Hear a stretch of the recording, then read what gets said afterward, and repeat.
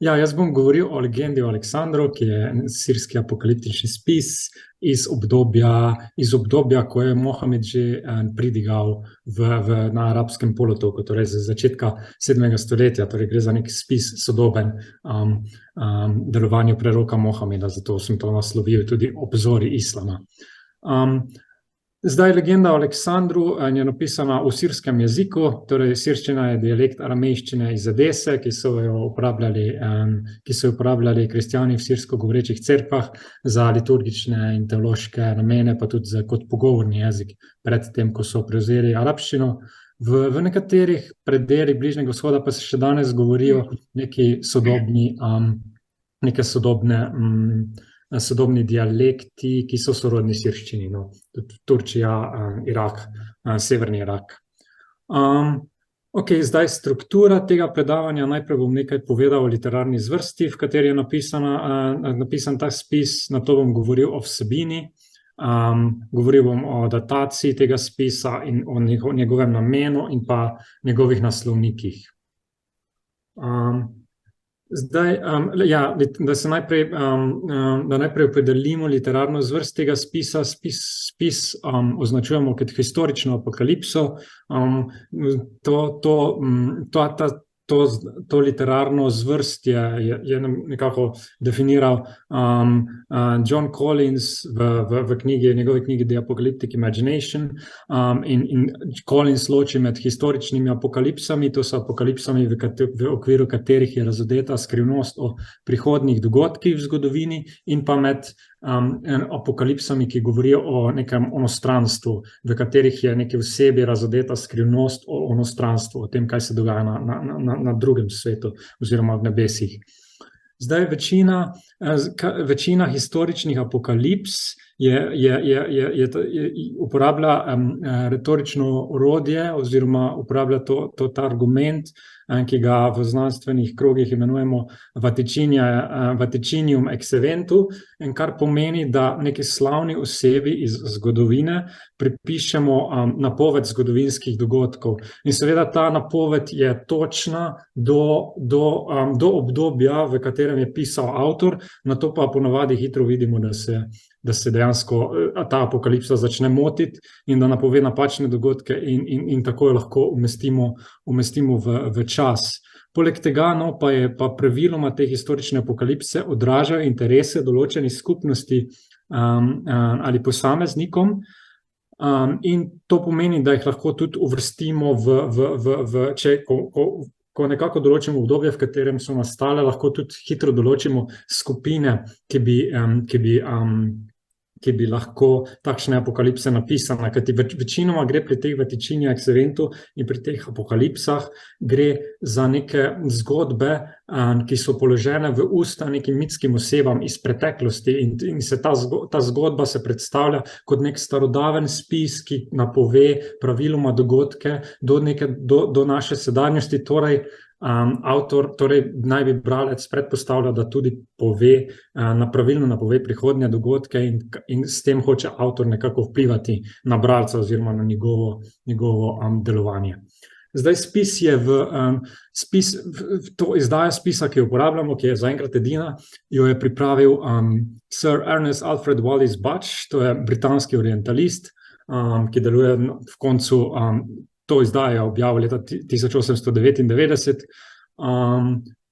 Budge je bil vsestranski orientalist, naprimer ogromno dela je naredil na sirščini, naprimer dobil je pa tudi viteški red, je tudi bil sprejet kot vitez oziroma je bil okrožen s tem nazivom zaradi svojega dela na področju egiptologije. Ta spis v njegovi izdaji, ki jo imamo, obsega 21 strani, torej ne gre za nek zelo obsežen spis. Budge pa je naredil diplomatsko izdajo, za osnovo pa naredil je diplomatsko izdajo, kar pomeni, da je vzel za osnovo en rokopis, potem pa je temu primerjal še različice iz drugih rokopisov in enostavno jih vstavil v opombe. Tako da to ni kritična izdaja, strogo gledano kritična izdaja. No, za osnovo je vzel rokopis, ki ga najdemo v British Museum pod oznako 25875, je bil napisan leta 1709 v Iraku. Takrat so v Iraku napisali kar nekaj rokopisov, ki nam prinašajo antična dela v sirščini. To je zelo, zelo plodno obdobje. Zdaj tako zgleda tale spis v Badževi izdaji, to sta prvi dve strani. V sirščini to nosi naslov Neshono dilek de Aleksandros, kar pomeni, Badž to prevaja a Christian legend concerning Alexander, ampak v bistvu to Neshono dilek de Aleksandro pomeni neko zmagoslavje oziroma neka zmagovita zgodba. Naprimer v sirskih naslovih naslovih Stare zaveze v Pešiti, v sirskem prevodu Stare zaveze, se ta beseda uporablja, ko govori sirski redaktor, ko sirski redaktor da naslov za Jožefovo zgodbo. Torej je zgodba nekega uspeha, neke zmage. Zdaj, kakšna je ta zgodba te Aleksandrove legende? Torej, da si vsaj nekaj približno predstavljamo. Torej, tako nekako gre. Aleksander se odloči, da bo šel pogledat robove zemlje, da bi videl, na čem slonijo nebesa in kaj obkroža celotno stvarstvo. Čeprav mu njegovi generali nasprotujejo in pravijo, da je to nemogoče, se Aleksander zateče k Bogu v molitvi. In tukaj Aleksander pač izraža to takšno krščansko monoteistično molitev. Aleksander ugotovi, da ne bo mogel videti koncev zemlje, ko pride do konca morja, da ne bo moral videti, oziroma ne bo moral videti robov nebes, kar je bil njegov namen, zgradi pa zid, ki naj bi ljudstvo varoval pred vpadi iz severa. Pri tem Aleksander napove, kako bo izgledal konec časov, in Huni naj bi pod vodstvom Goga in Magoga s severa uničili vrata, ki jih je Aleksander zgradil, in se bodo borili s Perzijskim imperijem. Grški imperij bo vstal in premagal vse, na to bo grški imperij vstal in premagal vse imperije, torej in Hune in Perzice in tudi ostale imperije oziroma kraljestva, ki bodo takrat še obstajala na zemlji. In to je nekako prerokba, ki jo Aleksander izreče, ko postavi ta vrata.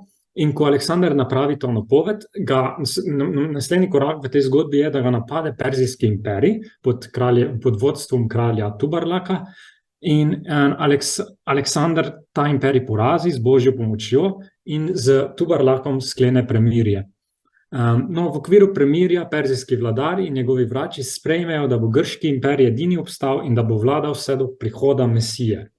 Besedilo se konča z Aleksandrovim naročilom, naj njegov prestol prenesejo za Mesijo v Jeruzalem, saj bo tja sedel, ko bo Mesija prišel na zemljo. To je nekako gledano okvirna pripoved v tej zgodbi. Zdaj si bomo pa še pogledali nekaj odlomkov iz nje. To je Aleksandrova molitev, preden gre na ta svoj pohod, pravi: Bog, gospod kraljev in sodnikov, ki vzpostavljaš kralje in jih vzameš njihovo oblast. Po svojem umu sem uvidel, da si me povišal nad vse kralje. Dal si mi rogove na glavo, da bi z njimi ranil kraljestva sveta. Daj mi moč iz nebes tvoje svetosti, da bo moja vojska večja od kraljestev sveta in da bom le te osvojil ter ponižal. Poveličal bom tvoje ime, Gospod, zavedno. Tvoj spomin bo na veke v veke. Zapisal bom tvoje ime, o Bog, v listino svojega kraljestva, da bo tebi zmeraj v spomin. Zdaj tu v tem odlomku bi morda želel 3 stvari opozoriti.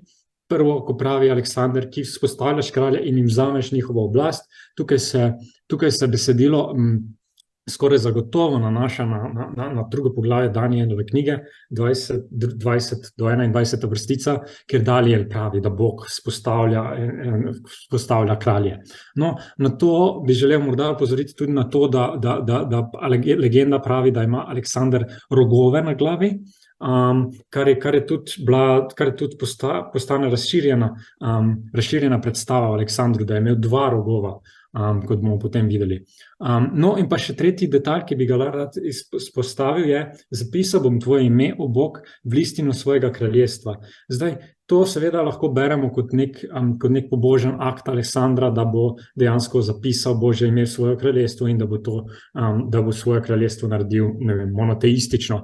Ampak v sirski teološki tradiciji je to zagotovo pri bralcih, so bralci vedeli, kako to brati. Namreč v sirski teološki tradiciji je bil Bog dobesedno, po njihovem verovanju, je bil Bog dobesedno zapisan v listino enega izmed kraljestev, in to je rimskega kraljestva, kajti ko so Rimljani naredili popis prebivalstva, sta se šla Jožef in Marija svojim sinom podpisati in so dobesedno vpisali Jezusovo ime v listino rimskega kraljestva, in s tem je Kristus postal rimski državljan.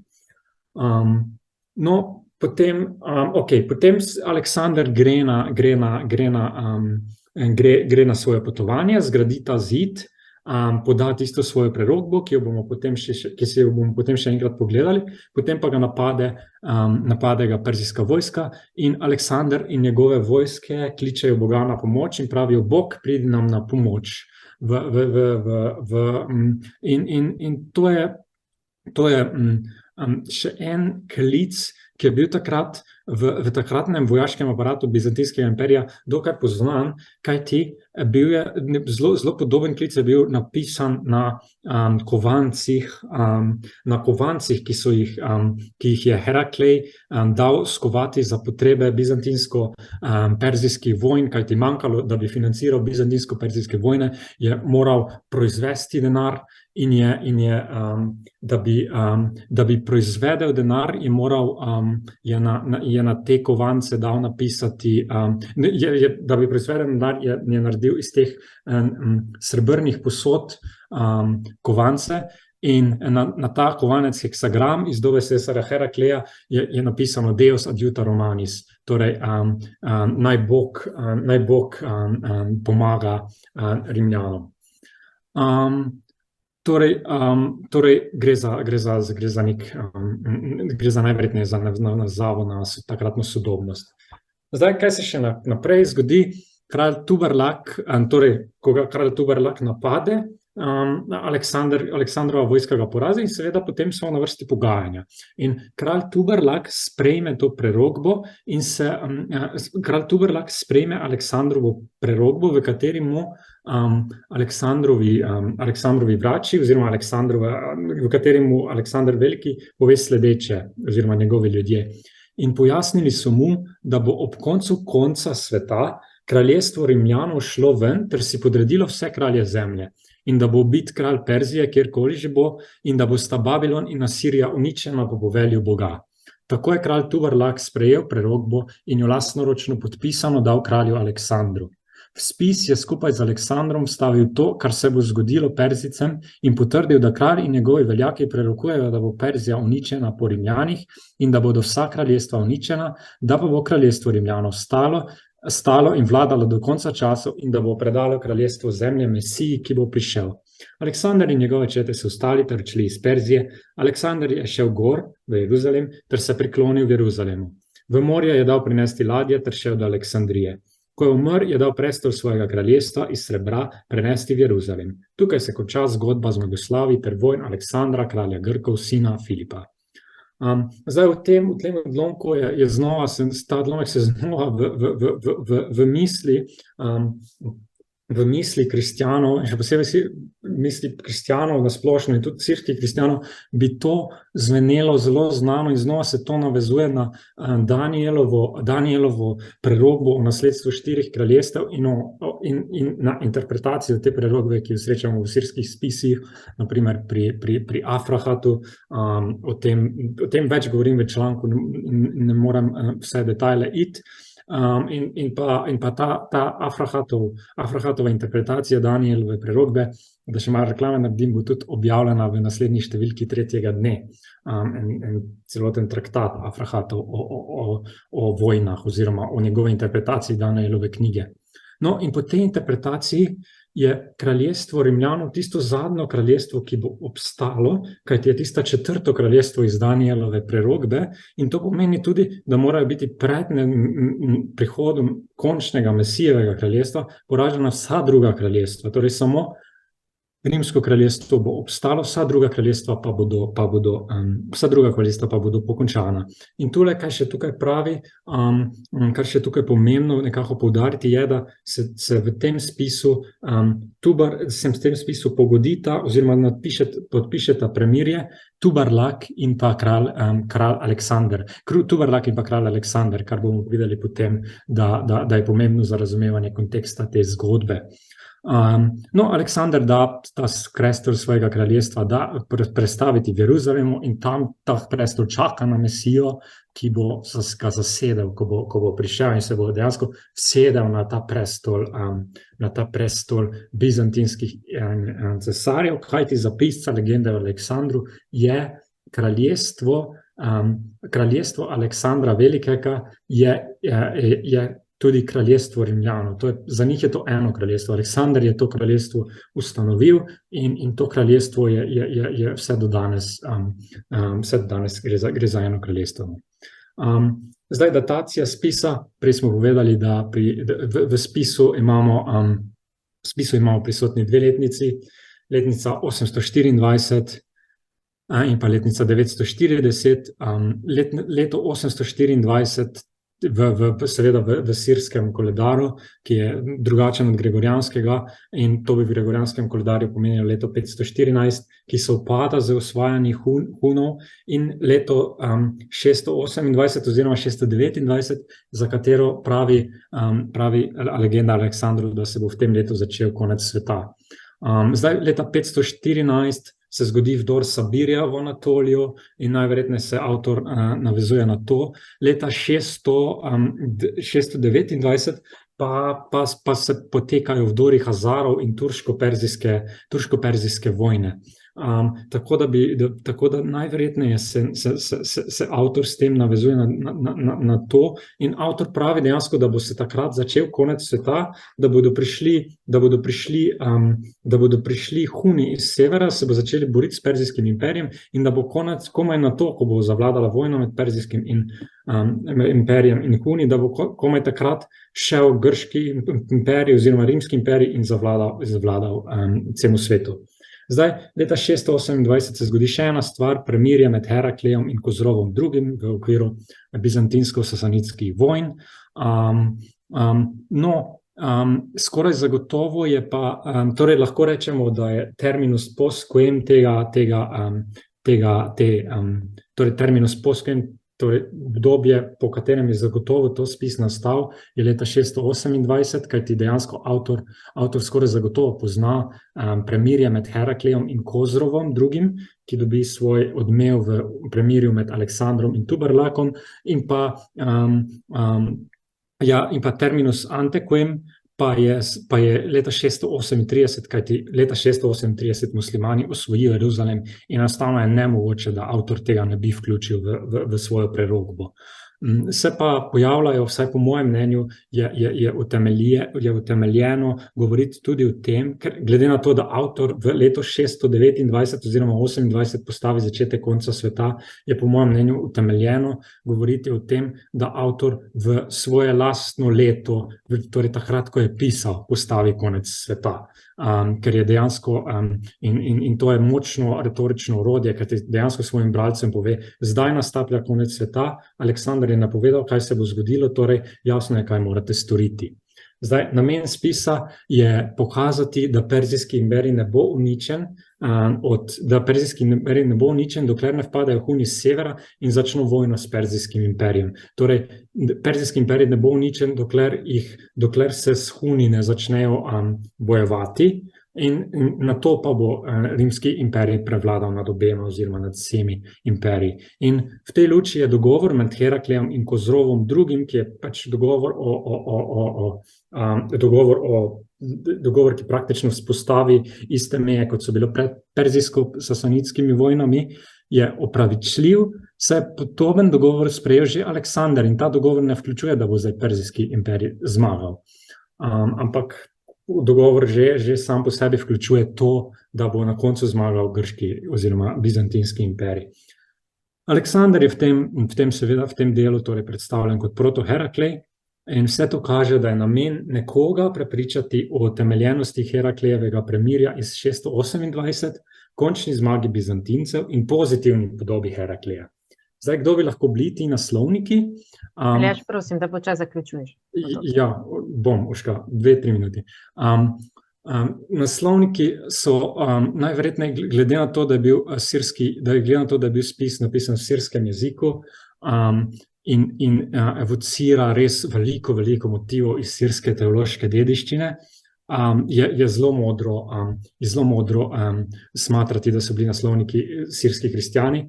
In dejansko leta 608, če se vprašamo, koga bi lahko ta spis nagovarjal, leta 628 gre cesar Heraklej v Edeso in tam mu monofizitski oziroma miafizitski patriarh sirske cerkve mu zavrne obhajilo, kajti Heraklej je bil podpornik kalcedonskega nauka in Heraklej izžene patriarha iz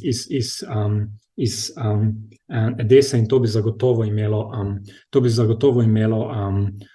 zagotovo imelo posledice med ljudstvom in dejansko bizantinski imperialni aparat je bil primoran te posledice lajšati oziroma jih umiriti. Zdaj, še ena stvar je, da je zgodba